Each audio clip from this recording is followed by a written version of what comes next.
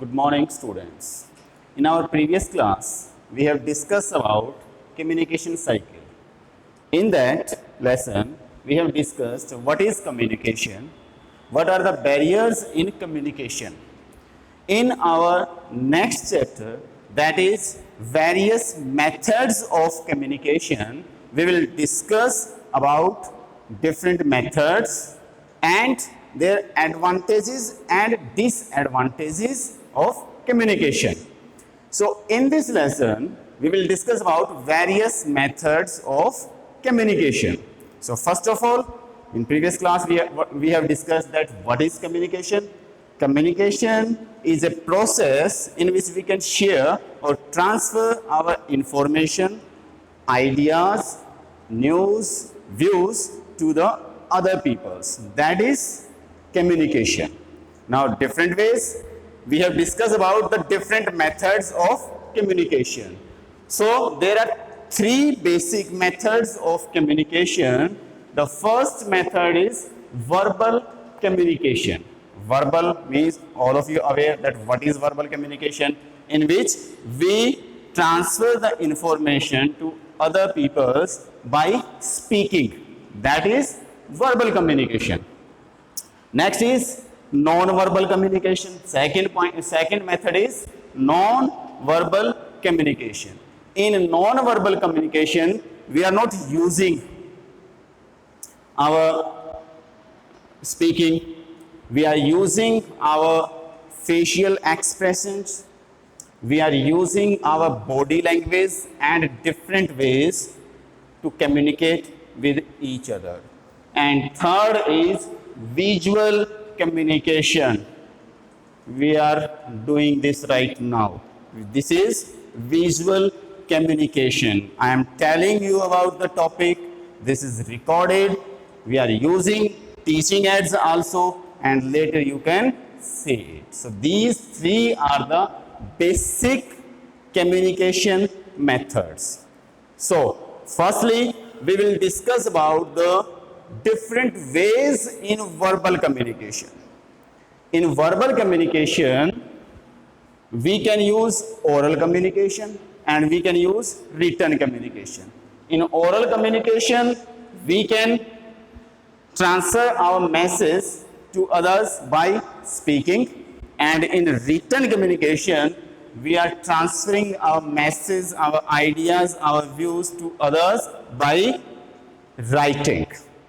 Now, what are the advantages and disadvantages of oral communication? First of all, we will discuss about advantages. I will discuss about basic two advantages. First is it is cost efficient. If you are speaking someone else, there is no need to pay anything. Okay. Second is private communication can be done. Two people can sit together and they can communicate with each other, and their messages which they have transferred, the information which they have shared, that can be private. Clear? Now, third is we are having one more advantages, that is it provides feedback. It means if we are transferring or sharing the information to the other person at the same time, that person will also give us the answer. It means that person will give us the feedback, what we are speaking to him. Next is disadvantages of the oral communication. The first disadvantage is that no legal validity. It means if we are talking to someone else orally, it has no legal validity. It means it is not legally valid. Next is messages can be easily forgotten. This is the basic disadvantage. If we are saying something to someone else, it may be there, but that person can forget the message or can forget the part of that message. It can be there that the person is unable to transfer or to share the complete message to the others. It can be there. So these are the advantages and disadvantages of the oral communication.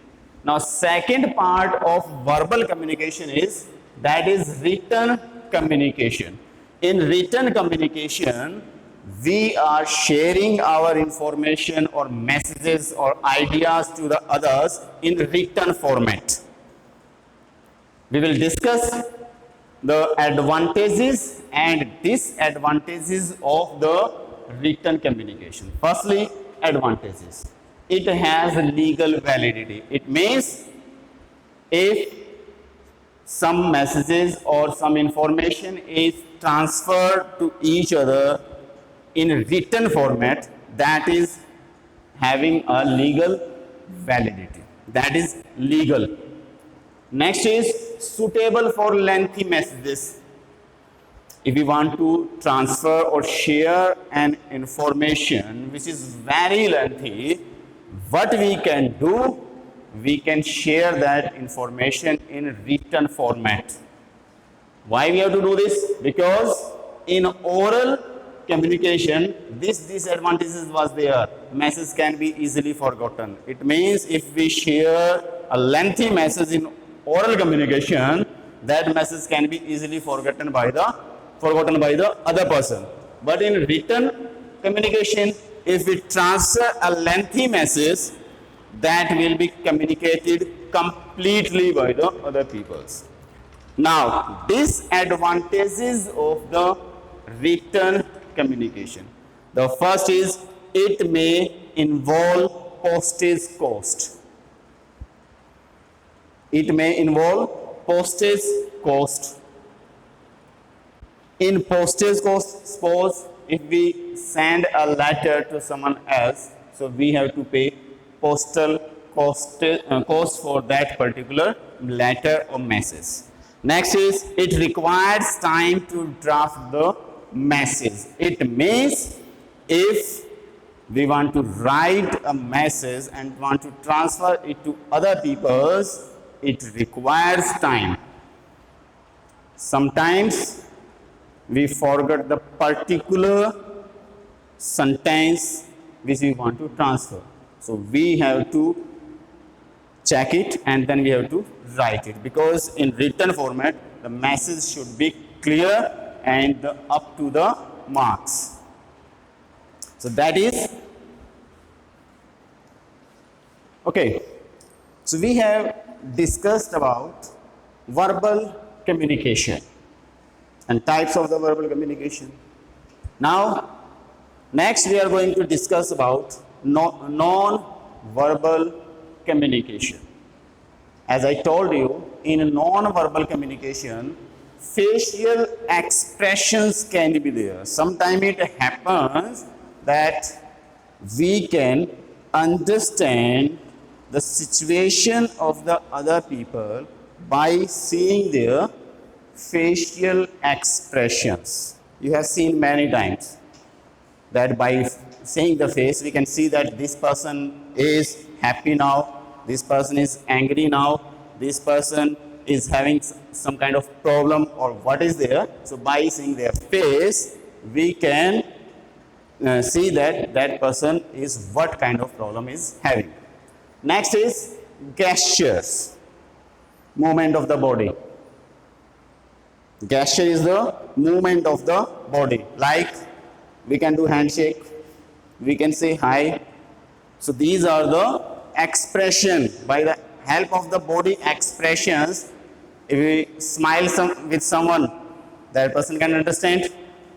Okay, so body gesture includes the body parts by which we can share or communicate our message to the others. Next is voice. That is also an important aspect of the non-verbal communication. Voice, rhythm and tone.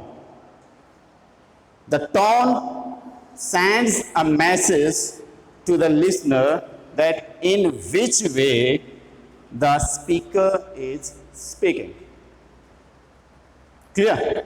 Next is body language. Body language includes everything. It may be facial expression, body gestures, voice, everything it includes. That is our body language.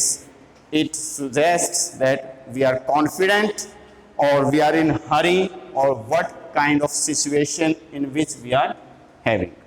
Next is dress and appearance.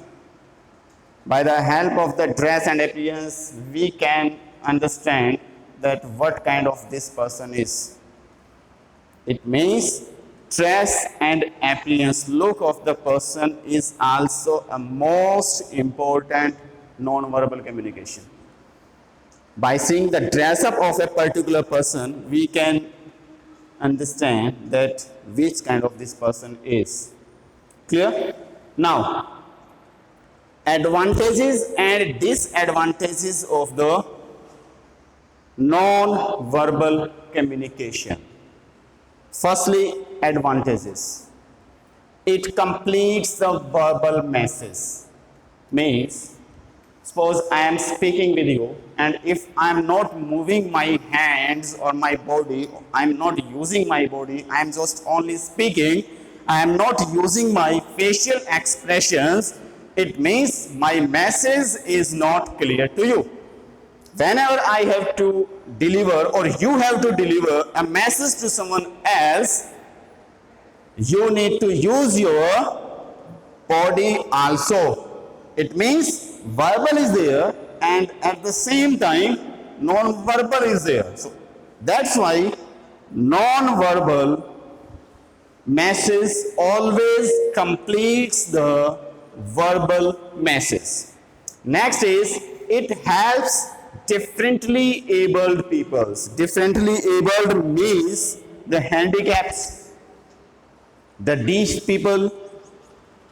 Okay, they can also communicate with non-verbal communication.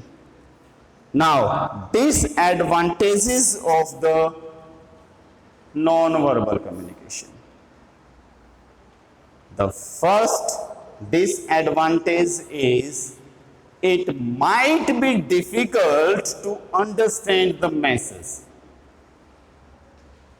All persons are not so intelligent or so attractive that they can understand the message of the differently abled persons, or there are some persons are there who are unable to read the face, who are unable to read the body language, body gesture of the people. Clear? So it is difficult to understand the message. Next is long conversations are not possible. If I want to say hello to someone, what I can do? I can do handshake. I can shake my hand like this. Means it cannot be lengthy. It always includes an expression of the body and that's complete. So this is our non-verbal communication. Now we will discuss about